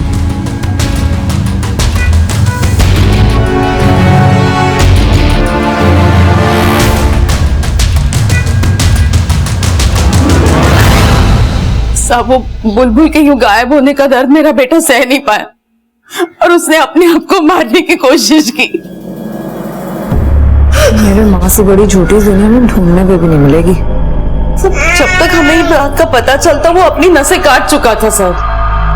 बहुत खून बह गया। उसने तो पहले से खाना पीना छोड़ के रखा है। अगर बुलबुल नहीं मिली तो पता नहीं क्या होगा मेरे बेटे का। आपके बेटे के साथ हम होश में आने के बाद बात करेंगे। फिलहाल हमें आपके बड़े बेटे पुष्कर की तलाश है। पुष्कर? पर साहब उसका इस सब से क्या लेना देना? लेना देना है, बुलबुल के गायब होने से भी और उस पार्लर वाली लड़की के मर्डर से भी। वो पुष्कर हमारे साथ नहीं रहता साहब। क्यों? सर वो करीब 10 दिन पहले पुष्कर घर छोड़ के चला गया था बुलबुल की वजह से। सारे लोग सुन लो, सबके सब सुन लो कान खोल के। जब तक ये लड़की इस घर में है तब तक कोई मेरा चेहरा नहीं देखेगा। और जेठ जी, मैं तो इस घर को छोड़ के कहीं जाने वाली हूं नहीं, तो अब आप देख लीजिए आपको क्या करना है। दिखाऊंगा तो मैं तुझे अच्छे से दिखाऊंगा। किस बात को लेकर इतना नाराज था पुष्कर?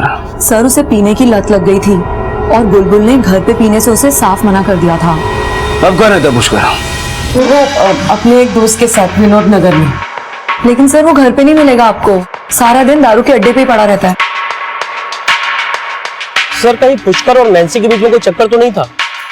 दोनों को फोन रिकॉर्ड्स मिलते हैं, कहीं ऐसा तो नहीं कि दोनों के बीच में अनबन हुई और बुलबुल बीच में फंस गई है? ऐसा हो सकता है कि उस रात नैन्सी के बारे में बुलबुल ही हो। अब ये सब तो पुष्कर से मिलकर ही पता चलेगा।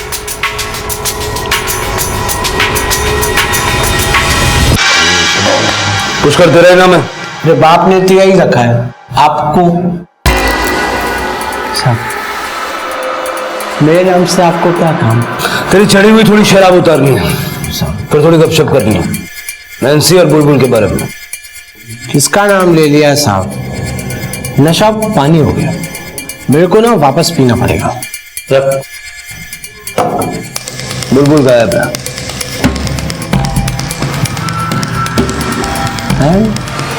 अच्छा हुआ, अब मैं आराम से घर जा सकता हूँ साहब। पहले तू सरकारी घर जाएगा, बाद में अपने घर जाएगा। अरे साहब अरे साहब सुनो, मैं बात सुनो तो साहब। उतर गई? बोल, बुलबुल कहाँ है? सर मैं नहीं जानता वो कहाँ है। अच्छा, और नैन्सी? उससे तो तेरी बड़ी गहरी दोस्ती थी। नैन्सी? कौन नैन्सी साहब? साहब मैं किसी नैन्सी को नहीं जानता। ये देख तेरे कॉल रिकॉर्ड्स, कितने सारे कॉल गए तेरे नंबर से नैन्सी को। साहब मैं नहीं जानता ये किसके कॉल, मैंने नहीं किया साहब, मैं किसी नैन्सी को नहीं जानता था। लगता है इसकी उतरी नहीं, थोड़ा नींबू पानी पिलाओ इसे।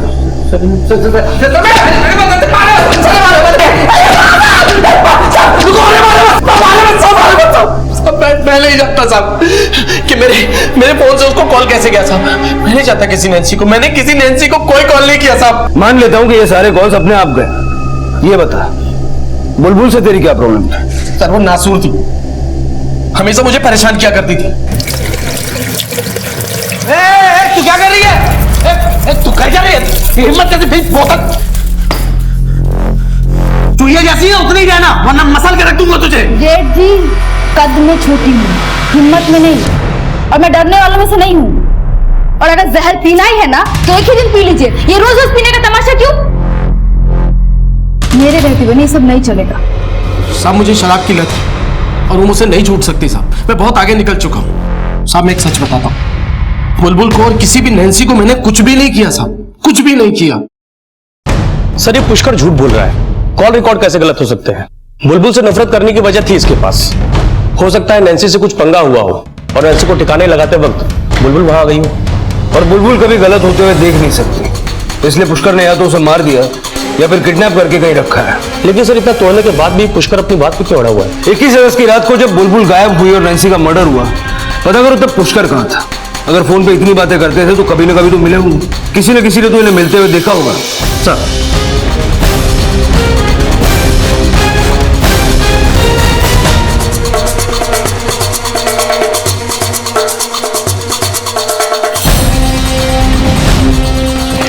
सर हमने सब जगह देखा, नैन्सी के जानने वालों से और नैन्सी के आस पड़ोस के लोगों से, किसी ने भी नैन्सी के साथ पुष्कर को नहीं देखा। इनफैक्ट 12 अगस्त के बाद जिस दिन पुष्कर ने घर छोड़ा उस दिन के बाद से वो अपने गली में नजर तक नहीं आया। और कुछ? हाँ सर, पार्लर की लड़कियों से मैंने पूछताछ की तो पता चला कि नैन्सी पे कोई छुप छुप के नजर रख रहा था।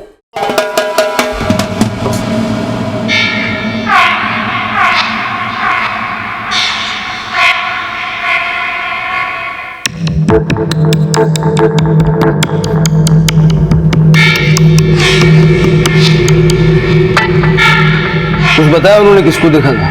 मनीष को। मनीष? हाँ सर, हो सकता है सर मनीष नैन्सी के पीछे पड़ा हो, क्योंकि मैंने पुष्कर के कॉल रिकॉर्ड्स को बारीकी से चेक किया तो पता चला कि 12 अगस्त के बाद पुष्कर के मोबाइल से नैन्सी को एक भी कॉल नहीं हुआ। मतलब पुष्कर के घर छोड़ने के बाद, राइट? हाँ सर, लेकिन उससे पहले पुष्कर और नैन्सी के बीच में रेगुलर बातें होती थी, लगभग रोज। लेकिन सर 9 तारीख को भी पुष्कर के मोबाइल से नैन्सी को एक भी कॉल नहीं गया है, और मैंने पता किया तो पुष्कर उस दिन घर से बाहर था। मतलब तुम बोलना चाह रहे हो कि पुष्कर के फोन से नैन्सी को ये सारे कॉल्स चोरी छुप के मनीष करता था? सर भला मैं क्यों नैन्सी जी को कॉल करूंगा? मैं तो उन्हें जानता तक नहीं। मैं तो घर से बाहर भी तभी जाता हूं जब मुझे कुछ खरीदना होता है अपनी सासू माँ और पत्नी की मदद के लिए। भला मैं क्यों ब्यूटी पार्लर की लड़कियों को देखूंगा? सर ये ब्यूटी पार्लर की जो लड़कियां होती है ना, छछोरी होती है, 1 नंबर की छछोरी। मेरे पति ने कुछ नहीं किया होगा, जरूर उस नैन्सी ने उन्हें फोन किया होगा। लेकिन फोन तो दोनों तरफ से हो रहे थे। हाँ तो हुआ होगा, लेकिन मैं बस इतना जानती हूँ कि मनीष ऐसा कर ही नहीं सकता। वो तो मुझ पे लट्टू है, दुनिया जान के उसे सुध कहाँ है सर। अगर पार्लर वाली लड़कियों को देखना पसंद नहीं है तो नैन्सी को छुप छुप के क्यों देखते थे? कई लोगों ने देखा है तुम्हें। मनीष सच बोलना, आई विटनेसेस हैं हमारे पास। नैन्सी के मर्डर से तुम्हारा कनेक्शन साबित करने में हमें ज्यादा वक्त नहीं लगेगा। सर मैं क्यों डरूं जब मैंने कुछ किया ही नहीं है? दामाद जी, अरे नहीं नहीं सर, कैसी बात कर रहे हैं आप? वो तो किसी लड़की की तरफ आंख उठाकर भी नहीं देख सकते। ये पार्लर वाली लड़कियों की बातों में मत आइए आप जानना क्या चाहती हैं? क्या नैन्सी बुरी लड़की थी? नहीं पुलिस अंकल, नैन्सी दीदी को कुछ मत बोलिए, उनकी वजह से मेरे को रोज गोला खाने को मिलता था। गोला कैसे बेटा? अरे पापा दिलाते थे। पापा गोला? वो उनके घर के बाजू में ना एक गोला वाला है, मस्त मजेदार गोला बनाता है, लाल कलर का रहता है, वो इतना अच्छा रहता है। आप भी चलो, आपको भी खिलाऊंगा। हाँ सर, मैं मानता हूँ कि मैं नैन्सी जी को ताड़ता था, वो मुझे खूबसूरत लगी थी, पर मैंने उनके साथ कोई बात नहीं की। माँ की कसम, मेरे लिए तो मेरी पत्नी ही सब कुछ है। और बुलबुल? बुलबुल से तुम्हारा रिश्ता कैसा था? उससे कभी कोई लड़ाई झगड़ा या अनबन? नहीं सर, बुलबुल जी का व्यवहार तो बहुत अच्छा था, वो तो मेरे बच्चों का भी ख्याल रखती थी। 21 अगस्त को जब बुलबुल गायब हुई और नैन्सी का मर्डर हुआ, तुम कहाँ था? 21 अगस्त शनिवार का दिन था। शनिवार का दिन मेरे लिए स्पेशल डे होता है। मतलब मैं हर शनिवार की शाम को मैं एक मस्त मालिश करवाता हूँ और शाम को फिर घर जाता हूँ इस उम्मीद में कि खूब रोमांस करूंगा अपनी पत्नी स्वीटी जी के साथ।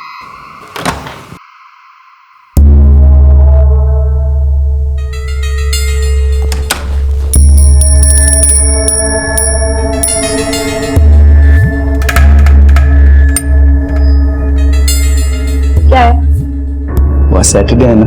हाँ तो आज के दिन तो हमने रोमांस के लिए तय किया था। मूड नहीं है मेरा, क्या करूं? मेरा तो मूड है ना।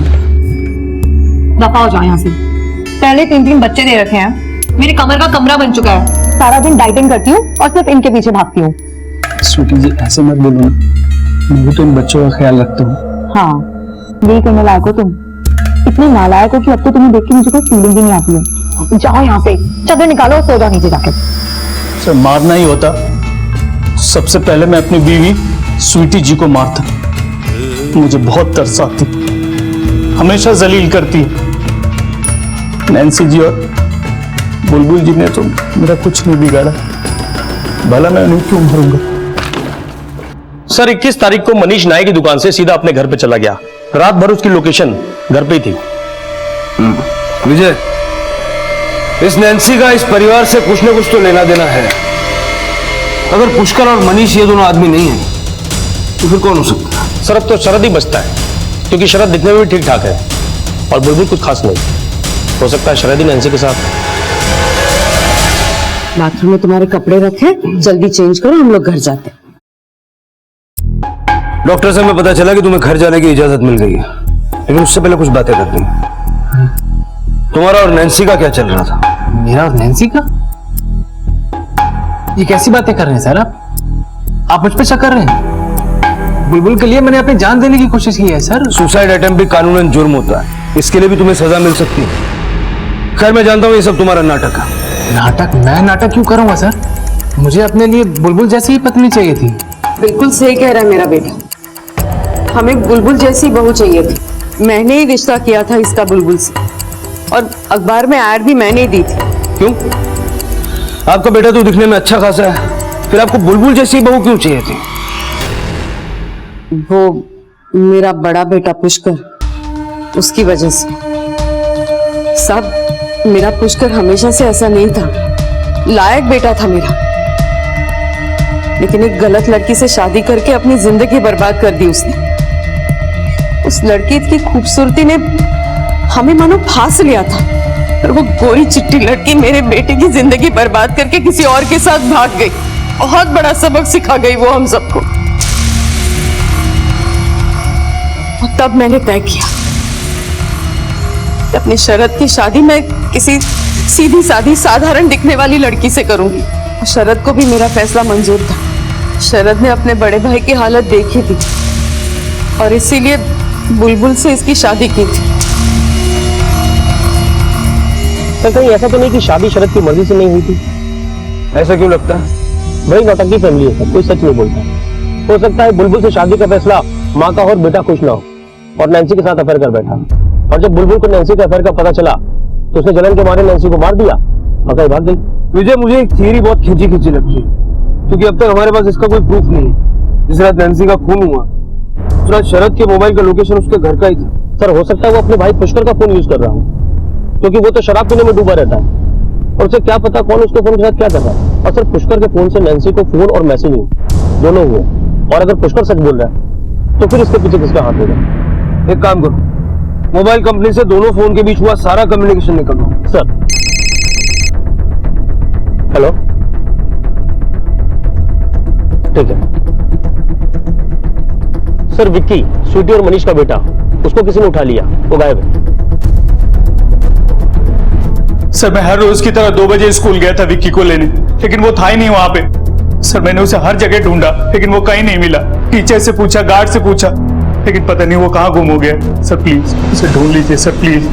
सर स्कूल से सीसीटीवी फुटेज आ गया।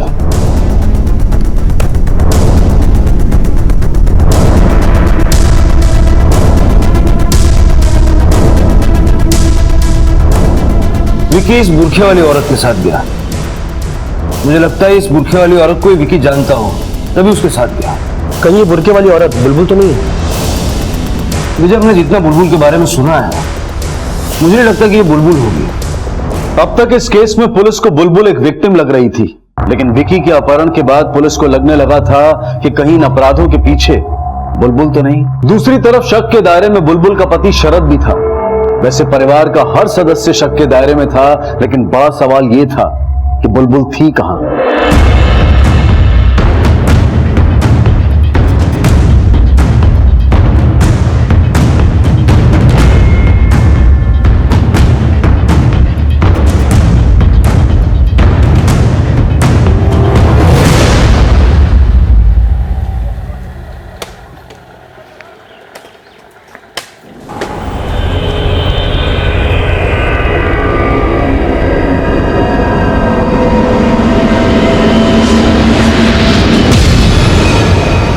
यहाँ के लोकल पुलिस स्टेशन से पीएसआई विकास जैन का फोन आया था।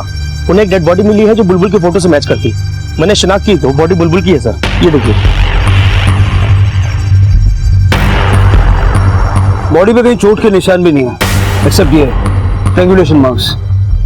लगता है इसे गला घोंट के मार दिया गया। बॉडी को पोस्टमार्टम के लिए भेजो।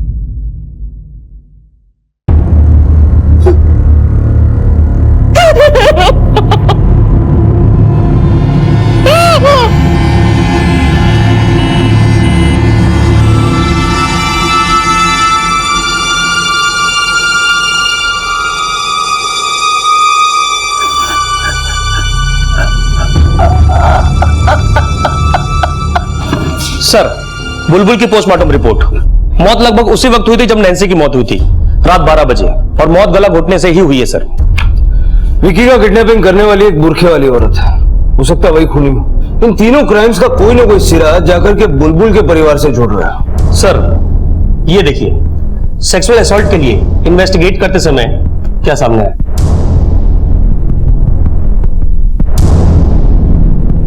तुम अपनी बीवी से बहुत प्यार करते थे, लेकिन शादी के 6 महीने बाद भी तुम्हारे उससे शारीरिक संबंध नहीं थे। ऐसा क्यों? मेडिकल रिपोर्ट के हिसाब से वो वर्जिन है। तो उससे क्या साबित होता है सर? लेकिन जो मैं अब सुनाने जा रहा हूं उसको जरा गौर से सुनना। नैन्सी, तुम्हें पता है बहुत मिस करता हूँ तुम्हें। फिर कब मिलोगी? याद आया या और याद दिलाएं? सर, मैं करता था मैसेज सर, मैसेज करता था, कॉल भी करता था उसको।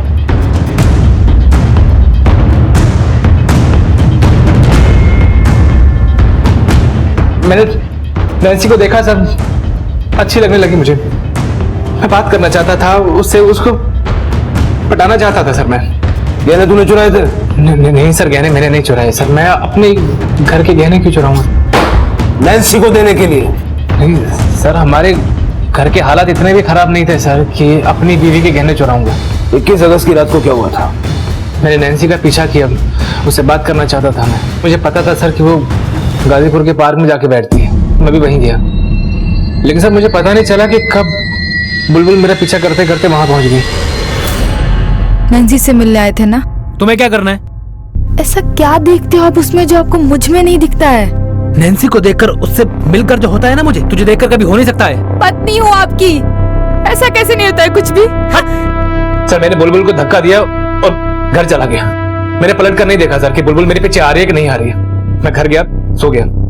सुबह उठ के देखा तो बुलबुल थी नहीं, और इतने में पता लगा कि नैन्सी का खून हो गया। मुझे लगा कहीं बुलबुल ने तो नैन्सी को नहीं मार दी है, इसलिए सर मैंने ये अपने आप को जान से मारने का और ये भूखा रहने का नाटक शुरू किया सर।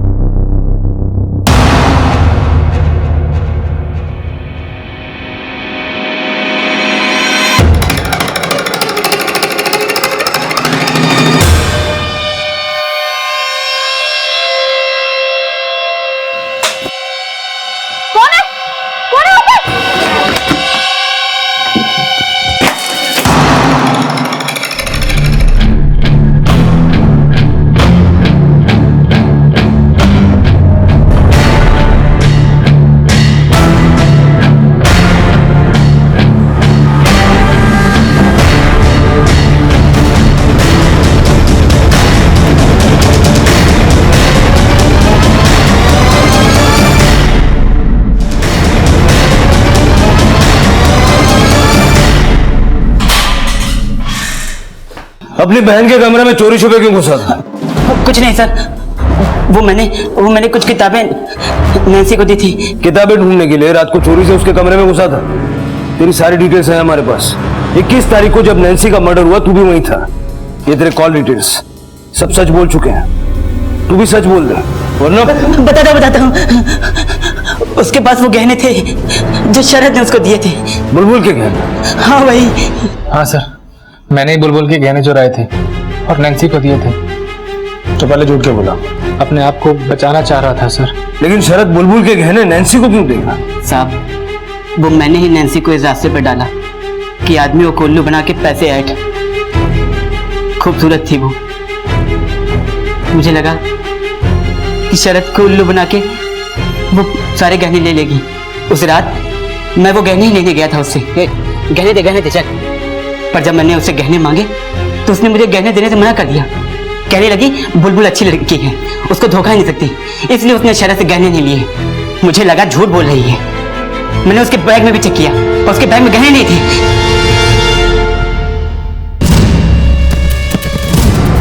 लेकिन फिर तू चोरी छिपे नैन्सी के कमरे में घुसा क्यों? सर, नैन्सी रिम्मी के साथ उसी घर में रहती थी। मुझे लगा कि नैन्सी ने घर में ही गहने छुपा के रखे हैं, इसीलिए वहां जाता था।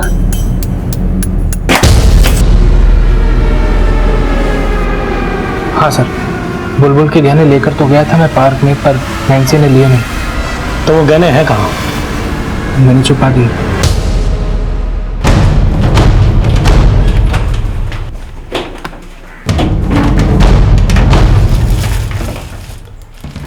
तूने बुलबुल को क्यों मारा? नैन्सी को मारते हुए उसने देख लिया था क्या? साहब, मैं सच बोल रहा हूँ, मैंने बुलबुल को नहीं मारा। जब मैं वहां पहुंचा तो बुलबुल थी ही नहीं। सीधा सीधा बोल, तूने बुलबुल को क्यों मारा? साहब, मैं सच बोल रहा हूँ, मैंने बुलबुल को नहीं मारा। नैन्सी को मार के वहां से भाग गया। मैंने बुलबुल को नहीं मारा था। सब नहीं मारा मैंने बुलबुल को। सब कसम से कह रहा हूं, मैंने बुलबुल को नहीं मारा सर। मैं उस रात घर लौटा है, सब नहीं मारा सर मैंने बुलबुल को। सर, सराय रोहिला स्टेशन से विक्की की एक लीड मिली है। वहां आजाद रोड पर उसे एक बुरखी वाली औरत के साथ देखा गया है और लोकल पुलिस तलाश कर रही है।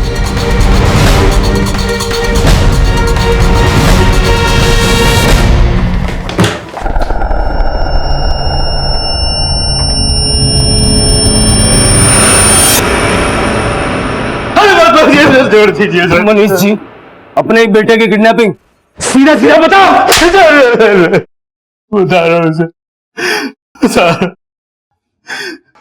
सर, विक्की ने मुझे बुलबुल जी के साथ पहले भी 1-2 बार बात करते हुए देख लिया था।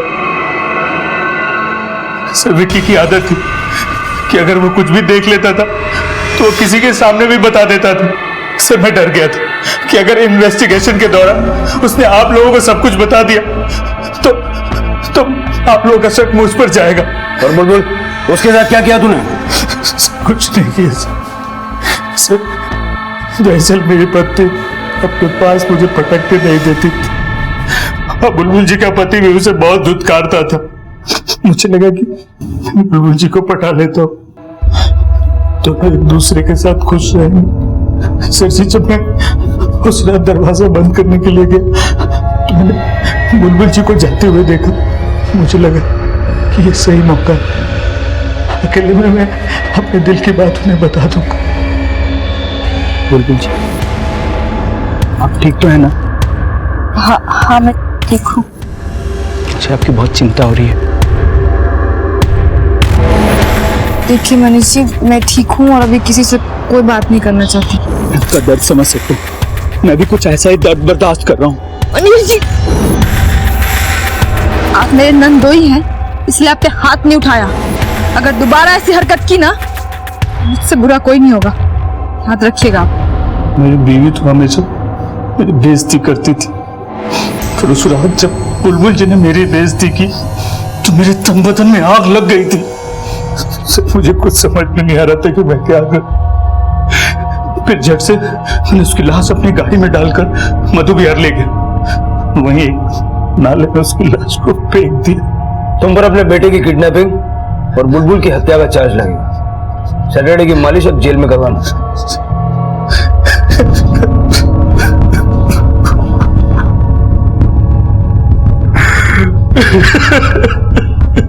कहते हैं कि खूबसूरती सिर्फ चेहरे में ही नहीं, नीयत में भी होनी चाहिए। जिस इंसान की नीयत बदसूरत होती है वो इंसान बदसूरत ही होता है। फिर चाहे उसके चेहरे का रंग कुछ भी हो, दिल काला ही होता है। नैन नक्श चाहे कितने भी अच्छे क्यों ना हो, पर मन हमेशा गंदा ही होता है। और अगर ये बात बुलबुल की सास समझ जाती तो शायद बुलबुल और नैन्सी की जान बच सकती थी। हमारे देश में आज भी खूबसूरती को सिर्फ चेहरे से जोड़ा जाता है। ये बेहद जरूरी है कि हम अपने बच्चों को, अपनी आने वाली पीढ़ी को खूबसूरती को परखना सिखाएं। इंसान की सोच, उसके विवेक, उसके अंदरूनी अच्छाइयों को पहचानना सिखाएं।